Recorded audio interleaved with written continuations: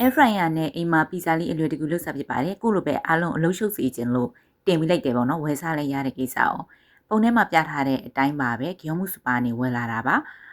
ပီဇာလုပ်တဲ့ဟာလေးကြီးနေတော့လေပီဇာအဲ့ကောင်းကကြီးနေတော့လေဘေးသားတွေကိုညှက်ပြီးတော့မှ air fryer သေးနေလို့လေအဲ့တိုင်ထိလိုက်တယ်ပေါ့နော်ပြေးပြီးတော့တင်မောစီတုတ်တလို့ပဲတိုမာတို sauce ကိုထည့်လိုက်တယ်သူကမြန်ကနှေးနေမှာစက်သားအရင်ကြော်ထားတာကွာသိလား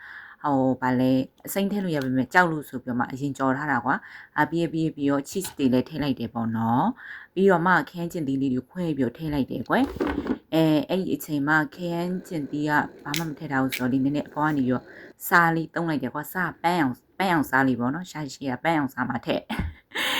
မှရပြီပေါ့နော်ပြေးပြီးတော့ငက်နဲ့စားပါတယ်စားပြီစားပါပြီစားပါတော့ဟာစားတယ်ပေါ့နော်အရတာတော့ကောင်းတယ်ပေါ့နော်